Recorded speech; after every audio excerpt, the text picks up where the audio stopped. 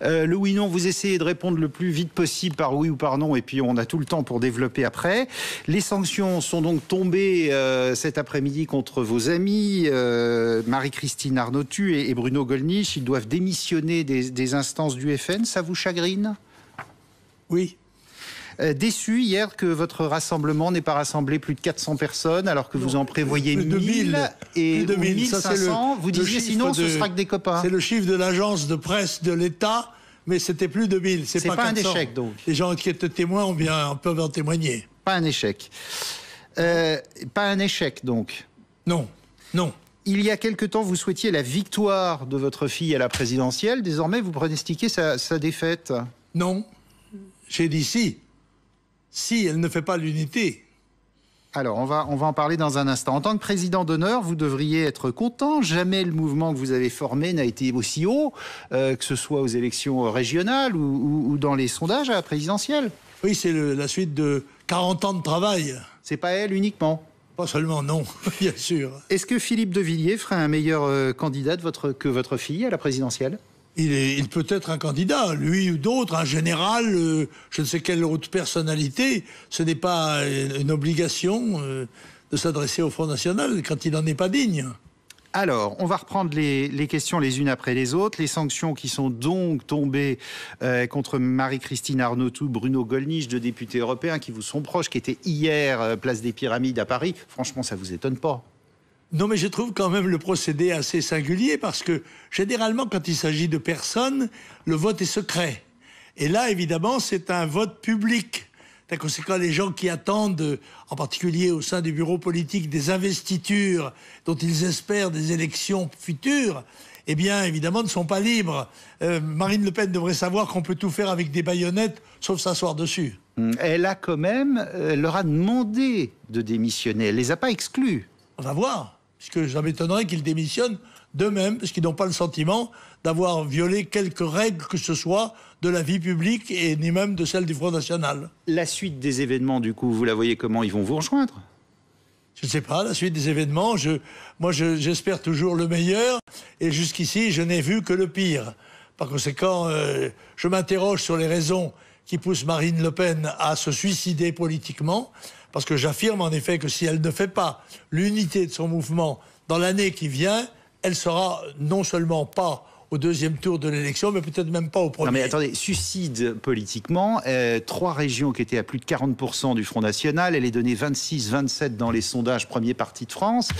C'est vous qui n'avez plus de soutien? Oui, mais ça, ce n'est pas vrai, c'est totalement faux. Et je dois dire que les comités Jeanne au secours reçoivent des adhésions, beaucoup, et ils vont s'installer dans tous les départements. Ils ne perdent pas de vue que ce qui est essentiel, c'est la sauvegarde du pays et la victoire des nationaux aux élections présidentielles et législatives. Ils représentent plus grand-chose, les nationaux. Marine Le Pen, si elle le veut, sinon, tant pis, ça sera d'autres.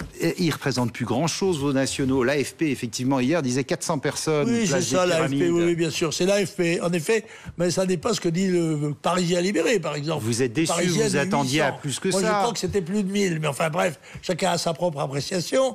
En l'occurrence, nous faisons ça, nous, pratiquement sans moyens, alors qu'avec ces énormes moyens, le Front National a réuni une grande bouffe, quoi. Un gueuleton de 2000 personnes, voilà.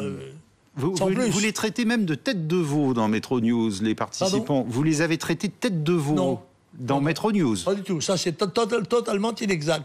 Ah bah c'est l'invention d'un de vos confrères, je pense. Moi, j'ai lu ça. Louis Alliot parle de groupuscules autour de vous. J'ai pas vu, moi, de groupuscules. Il y a des gens qui assistaient. Il n'y avait qu'une seule organisation dans cette journée, c'était Jeanne au secours. C'est les comités Jeanne au secours, c'est la seule. Personne d'autre ne prêtait la main à cela. Mais comment vous voyez l'avenir, franchement, comment vous voyez l'avenir avec de si petites troupes par rapport à un mouvement organisé comme le FN dont vous faites plus partie? J'ai fait 0,74% en 74, j'ai fait 15, 18, pratiquement autant que Marine Le Pen, somme toute, et elle bénéficie d'un travail qui a été fait pendant 40 ans, plus de 40 ans, 44 ans, et elle s'attribue, avec ses amis du bataillon de Thèbes, elle s'attribue les mérites et les succès qui sont actuellement connus. Mais tout ça peut changer, hélas. Malheureusement. Le FN, ce serait mieux sans lui. Écoutez-le. Moi, mon avis, c'est que d'eux-mêmes, je veux dire, quand on participe à une manifestation aussi hostile, qui souhaite la défaite quand même des Patriotes en 2017, qui souhaite la défaite de Marine Le Pen, et donc peut-être la victoire, je ne sais pas, d'Alain Juppé ou de François Hollande ou de Nicolas Sarkozy, on doit peut-être par dignité se dire je n'ai plus rien à faire dans le gouvernement, en tout cas, dans les instances dirigeantes du Front National, pour ceux qui en font partie. Le FN sans lui... Ce fonctionnaire du ministère de l'Intérieur ment. Il ment délibérément. On n'a jamais dit qu'on souhaitait la défaite de Marine Le Pen. J'ai prévu la défaite de Marine Le Pen si elle ne réalisait pas l'unité du Front National et l'unité du courant national. Mais il est dans l'exercice de son travail. Après tout, quelqu'un du ministère de l'Intérieur, on peut toujours s'attendre à ce que ça magouille un petit peu. C'est un président bis ? Pardon ? C'est un président bis ? Ça m'étonnerait. Et il est détesté, je crois, cordialement au sein du Front National. Et s'il y avait un vote secret, lui, il serait probablement exclu. Mais quand vous dites que vous pronostiquez sa défaite et au deuxième tour et au premier tour, vous faites un peu le jeu des socialistes ou de la droite. Non, là. pas du tout. Pas du tout. J'avertis Marine Le Pen, il reste 1 an avant l'élection présidentielle, qu'il y a une voie pour gagner les élections, éventuellement, mais qu'il y a une voie qui est certainement choisie pour les perdre si elle continue l'épuration qu'elle a pratiquée à mon égard et qu'elle pratique à l'égard de personnalités aussi importantes dans le Front National et dans son histoire que Gollnisch ou Arnautu. Alors là, elle va certainement dans le mur, c'est certain. Mais ce sont Gollnisch ou Arnautu qui font 27% dans les sondages ? Non, mais ça n'a pas d'importance. Tout ça, les sondages sont un instrument de manipulation. Et on fait croire à Marine Le Pen qu'en se débarrassant des fondateurs du Front National, elle va pouvoir connaître un grand succès. Eh bien, moi, je dis que ce sera exactement l'inverse. Alors, elle peut encore changer et persévérare diabolicum. On peut se tromper, c'est permis, mais persévérer est diabolique. Et j'ai dit que c'était pire d'être diabolique que d'être diabolisé. Mais on a l'impression que vous souhaitez sa défaite. Vous mais en êtes là ?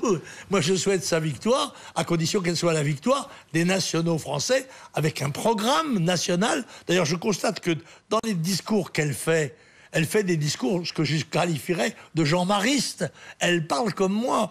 L'opération de prise du pouvoir à l'intérieur du Front National se fait de façon secrète, en éliminant les gens, en effet, qui sont mes amis, qui sont des fidèles, qui sont des fondateurs du Front, qui sont des grands militants, et en les remplaçant par de jeunes sciences politicards, qui sont plutôt les amis du fonctionnaire de l'Intérieur. Elle parle comme vous, sauf qu'elle ne parle pas de la Deuxième Guerre mondiale, de tout cet aspect-là, de vos amis justement qui représentent c'est que moi, j'ai connu la Deuxième Guerre mondiale. Et moi, j'ai connu la Deuxième Guerre mondiale. J'ai connu la Deuxième Guerre mondiale. Je suis un pupille de la nation. Mon père est mort pour la France. Je suis un très jeune résistant.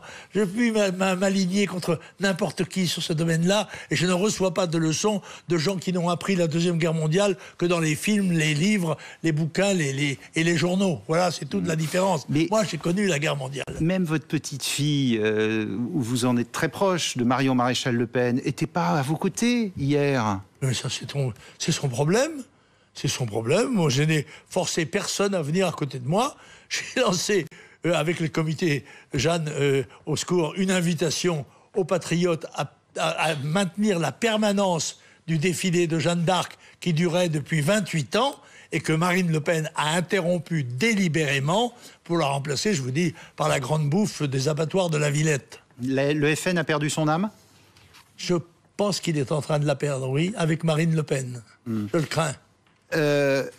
Au deuxième tour, on risque quand même d'avoir une élection, je parle de la présidentielle, une France difficilement gouvernable depuis qu'on est en tripartisme. Qu'est-ce que vous pensez de ça ? On ne sait pas que ce sera le deuxième tour, que seront les événements qui nous séparent de l'année. Dans l'année qui vient, personne n'est en mesure de le dire.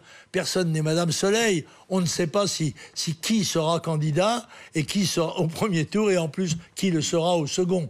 En tous les cas, ce que je sais, c'est qu'il y avait une perspective de victoire évidente pour les nationaux français pour remplacer les partis de droite et de gauche qui sont au pouvoir depuis 40 ans, et bien que cette perspective a été mise en cause et mise en danger par la politique de Marine Le Pen et de M. Philippot et de quelques autres. Et uniquement parce que vous n'en faites pas partie.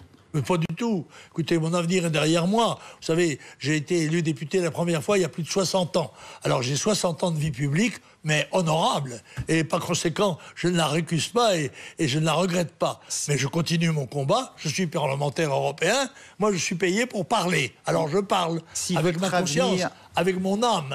Si votre avenir est derrière vous, pourquoi vous n'arrêtez pas? Parce que je continue. Je suis un combattant. Je crois que je peux encore rendre service à mon pays en lui disant une des choses les plus rares en politique, la vérité. Car je ne crains rien ni personne. Je suis un Gaulois, vous savez, je ne crains qu'une seule chose, c'est que le ciel me tombe sur la tête. Ouais, sans appui, sans argent, sans mouvement pour vous servir, ça va être compliqué. Tout ça se crée, j'en ai créé d'autres. Les gens qui sont actuellement en place ne seraient pas là si je n'avais pas fondé et conduit le mouvement pendant 40 ans. Revenons sur la présidentielle. Est-ce que vous entrevoyez quand même une espèce de discipline républicaine, comme pendant les régionales, avec la droite et la gauche alliées, pour faire barrage à votre fille au deuxième tour? C'est évident, ça. Je pense que les promesses que l'on fait aux membres du bureau politique d'être députés sont absolument vaines, parce qu'ils auront, en effet, au deuxième tour de l'élection législative, le même front anti-Front National, et ils seront tous battus. Et il y aura combien de députés FN à l'Assemblée? Il peut y en avoir aucun. Ça peut parfaitement, si la discipline républicaine, entre guillemets, joue, si l'alliance entre la gauche et la droite, comme elle s'est toujours pratiquée, et comme elle vient de se pratiquer encore au régional contre Marine et Marion Maréchal Le Pen, eh bien, il n'y aura pas un seul député du Front National. Voilà. Vous avez vu les résultats de l'Autriche ce week-end, avec le score de l'extrême droite en quasi en tête, la forte présence de l'extrême droite en Allemagne. Vous souhaitez une Europe de l'extrême droite? Oui, bien sûr. Je souhaite une Europe qui prenne conscience du danger mortel qu'elle court, parce qu'elle est en état de sous-population dans un monde qui est en état de surpopulation, et que la plupart des gens sous-estiment la véritable révolution qu'a constituée l'explosion démographique qui a porté la population mondiale de 2 à 8 milliards d'habitants, et qui est en train de se développer contre un continent qui est le continent européen, qui malheureusement, lui, est en état de sous-population. Vous téléphonez toujours à votre fille? Non, je ne lui téléphone pas, non, mais je m'exprime, je suis un homme public, je m'exprime publiquement. Je dis ce que je pense, on n'aime pas, mais tant pis, c'est comme ça. Merci beaucoup. Je vous en prie. Jean-Marie Le Pen d'être venu au Oui Non.